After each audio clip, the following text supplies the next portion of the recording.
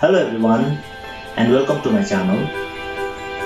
Today I am here to discuss some topics on mathematics, and this video is meant for class 8. So in our last video also we talk about some points and topics from your textbook, and I hope you all are doing what I have told you to. I have suggest you to do from your exercise given that is given in your textbook. Okay, so now today we are here and I'm here to learn to make you learn about the basic knowledge of polygon and also the properties of polygon. Okay, so before starting our lesson on polygon, I just want to recap that in the last classes, write down the various names that is given for polygon, and now you must have come to know that there are various names given for different polygons. Okay, so talking about the polygon are basically made with the help of the straight line segment. Okay, so the least number of straight line segment that you are going to use to make a polygon is 3. Okay, so polygon, when we say a polygon, so polygon generally means, poly means the meaning of polygon generally means, poly means many and gon means sides. So any figure having many sides is called a polygon. Okay, so now here we start. The least number of side we have in a polygon is 3. So we cannot go uh, we cannot form a polygon with the help of two line segment, because see, for example, if you are given a matchstick, and you are told to make a polygon with the help of the matchstick, so what will do, the least number of matchstick that you are going to use to form a polygon is 3, because by using 3 number of polygon, 3 number of line segment, you can make a polygon. See the least number of, I'll just show you on the whiteboard how to make a polygon. Okay, so see, if you are given 3 numbers of line segment, or for example if you are given matchstick, then by using this matchstick you will make, how will you make a polygon? You will make a polygon which look like this. Okay, so the figure that we are getting here is a triangle. Okay, so the triangle is the first polygon that we are going to do in this lesson. So why triangle? Because triangle has a 3 sides and 3 angle, and here the triangle itself is a polygon because it has a 3 straight line segment which are joined end to end. So if you are given 3 line segment, and if you want to join, if you are told to join end to end of this line segment, then you will just get a triangle. Okay, so triangle basically has a 3 sides and 3 angles. So if you are told that you are given only 2 matchstick, if you are given only 2 matchstick and you are told to make a polygon, then is it possible to draw a polygon here? No, it is not possible to draw a polygon.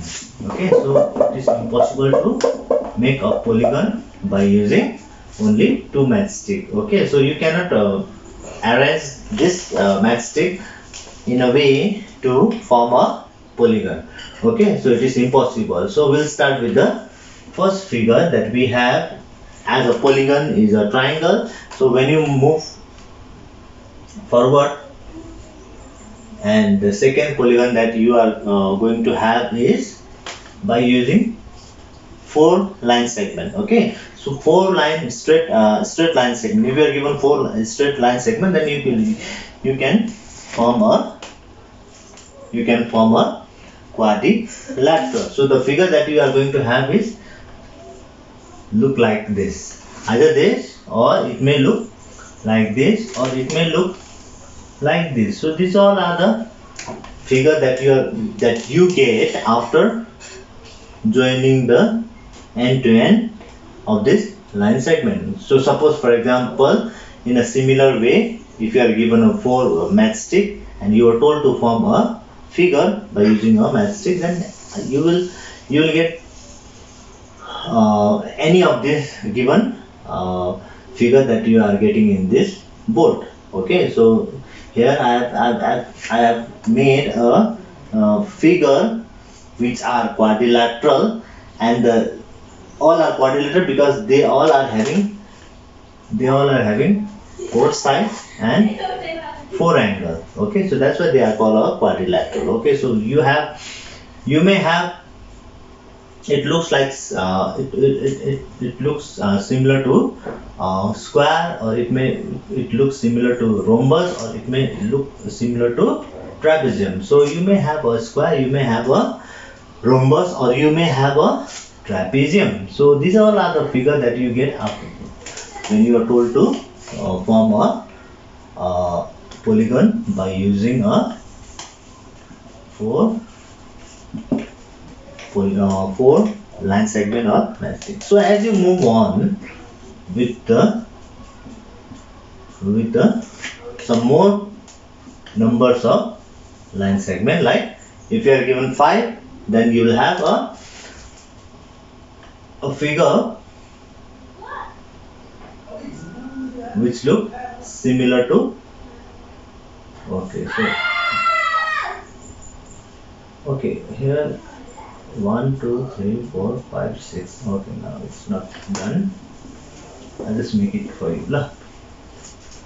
Okay, so this is how you are going to make a figure.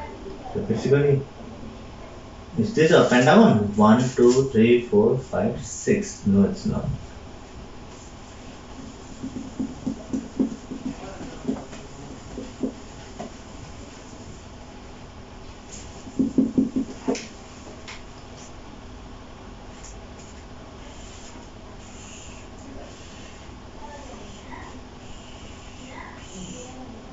Okay, so now here you have a figure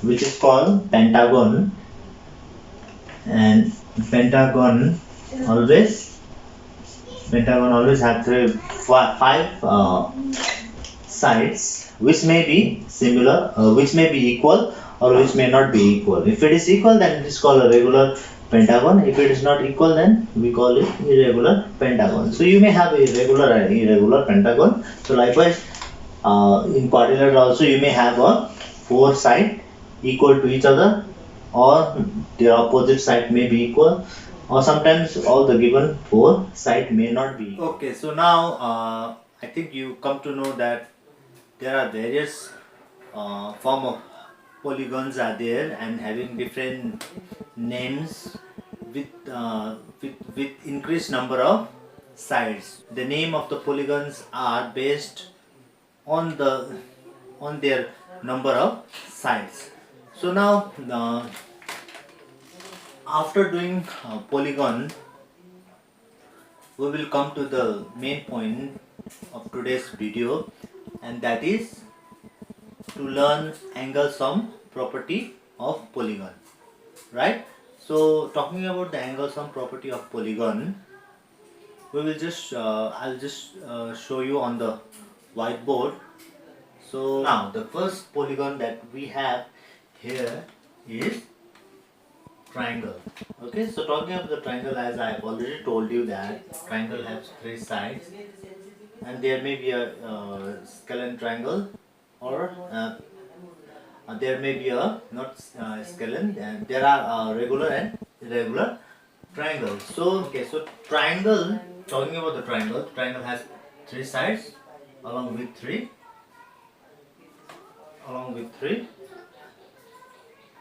angles. Okay, so these three angles we have in a triangle. I have this angle. All you have to do is uh, in angle sum property, talking about the angle sum property of a triangle. So if you are given a name ABC, name of a vertex of a triangle ABC, and if each angle A plus angle B and angle C, okay, so if you add all these three given angle of a triangle, then the total you will have is always 180. Okay, so 180 means it is the sum of all the given angle A, B and C. Okay, right now we don't know what is the measure of A, B and C, but if you come to the total measurement of this angle, then it will always come 180. Okay, so angle, if you are having an angle, if you are having a triangle, and triangle with triangle having three different angles, okay, so same goes with the other polygon also. So if talking about the polygon, so the first you are having is a triangle, then after triangle you will have a quadrilateral. So talking about the quadrilateral, so quadrilateral. So for a quadrilateral you have different quadrilateral given here, square, rectangle or rhombus. Okay, so square also quadrilateral also has an angle, and there are four angles along with the four sides. Okay, so here also if you put A, B, C and D as the name of the vertex, and if you count the angle A, angle B and angle C with angle D, so these are the angles. So the name of the vertex is A, and the angle that we have chosen is also angle A. So angle A plus angle B, angle C and angle D, if you add these, it will always come as 360. Not more than 360 or not less than 360. So whatever the angle, the measurement of the angle is there. So if you add all the given four angles, then it always come as 360. Okay, for example, let us, you must you must have come across with the angle of a square or a rectangle. You all know that the square, I hope you all can see it. Okay, for a square always have this angle, right? So there are always four angles for a square. So each angle carry 90 degree. Okay, so likewise the other remaining angle of the square are also 90. So here it comes, if you just denote angles with A, B, C and D, then angle A plus angle B plus angle C plus angle D will come as 90 plus 90 plus 90 plus 90. Here all the given 90 will come as 360. Okay, so we are taking this, I'm just giving you an example of a square. So you can take for a rectangle also, or for any rhombus or parallelogram or any trapezium. Okay, so for that also it always come as. So this is the angle sum property of a polygon, any polygon. If you take if you go beyond quadrilateral, you will get heptagon or pentagon, or you get hexagon. Okay, so for each and every polygon you have angle sum for that particular polygon. Okay, and the total angle that is given for individual polygon is always same. Okay, so if you take hexagon has a certain hexagon has a it has a it has a certain measurement as the sum of the angle. So this is the way of getting the angle sum property. So we have another way also to get the angle sum property of any polygon. Okay, I'll just show you this here on the white. Okay, for a triangle you always has 180. Okay, so if you move to the next polygon, that is quadrilateral, to find the total angle sum of quadrilateral, it is always 2 into 180. Okay, so it becomes 360. So for a quadrilateral, it is always to multiplied with 180, then you will get 360 as a angle sum property of a quadrilateral. So if you want to go with another polygon, that is what comes after quadrilateral, it is pentagon. So pentagon, talking about the pentagon. Okay, so talking about the pentagon, so here you have 5 sides. So talking about the pentagon, so if you multiply this with 180, it comes as 540. Okay, I hope you all can see. So it is 540. Okay, so this is how you are going to find the angle sum of any.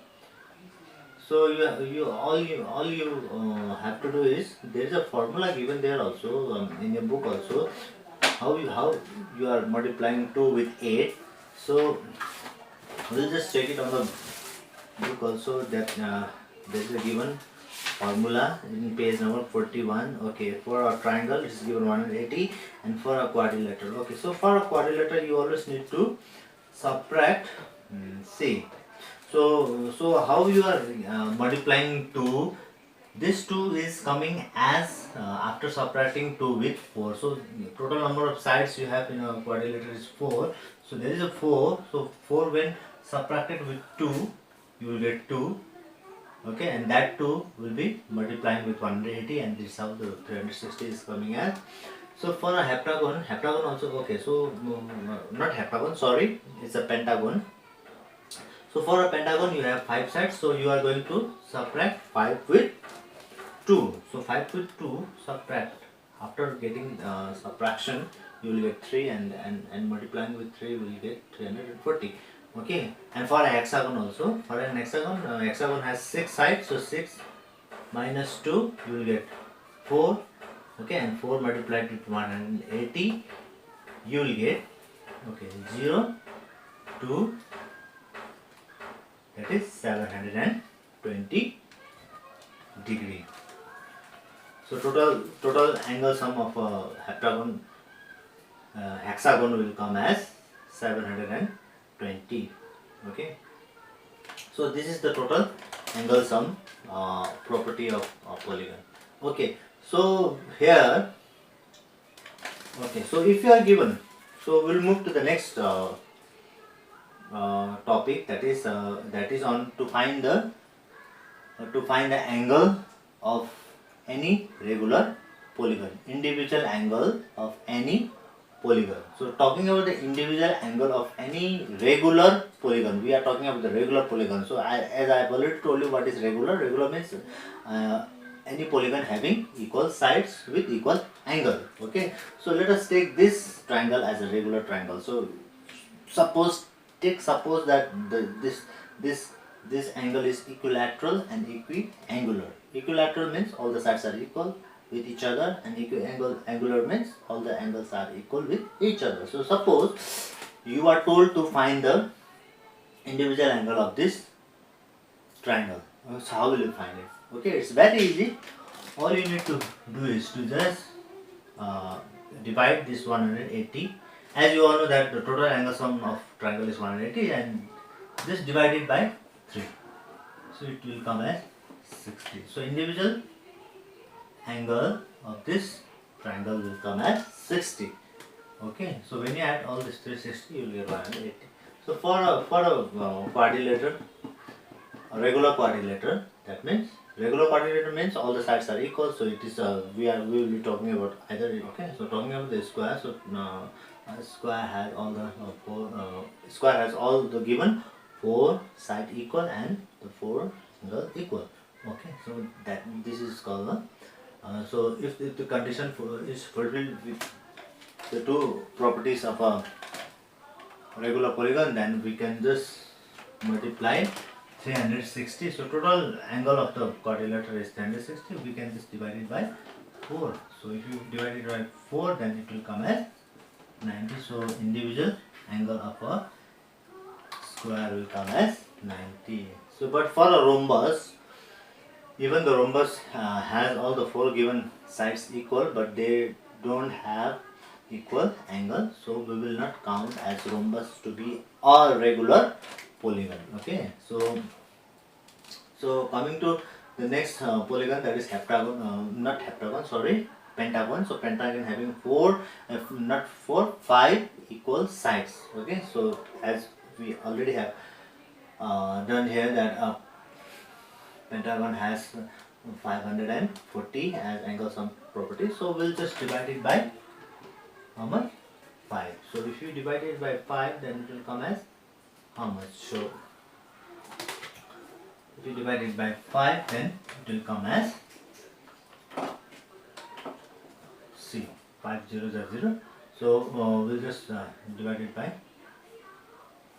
50 and 8. So it will come as 5 8 14. So the individual angle of a heptagon, not heptagon, pentagon is 108. Okay. So moving on to the next polygon, that is hexagon. Hexagon having how much? It was 720, right? So 720 was for hexagon. So hexagon, after dividing by 6, you will get 1 to 0. So individual angle of individual angle of what? Individual angle of hexagon will come as 120. So you must have as we are finding the individual angle of a polygon, you must have noticed that as the number of sides of a polygon increase, the angle, individual angle formed by the different polygon with the increased number of sides is also getting increased. It means that the individual angle is getting increased. So first, earlier it was the first, for a triangle it was 60, then for a quadrilateral it comes as 90, then it is coming as 108, and then it is 120. So if you likewise, if you go with on finding the other individual angles of a polygon, then the individual angles measurement of the individual angle will keep on increasing. So that's it. This is how you are going to find the individual angle sum property, what is regular and irregular polygon, and what is angle sum property of a polygon. So these things are there in quadrilateral, understanding quadrilateral. This is the important topic that we need to discuss for a polygon, and some exercises are given there in the book also. I hope you all are doing and practicing the exercise.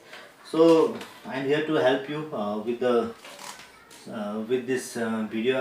I hope this will be helpful for you all. Okay, so we have come to the end of this video. I hope this video is helpful for all of you, and hope you understood what I have just done on this whiteboard. Okay, so we'll be soon meeting on the next video. So till then, bye for now, and study well in your home.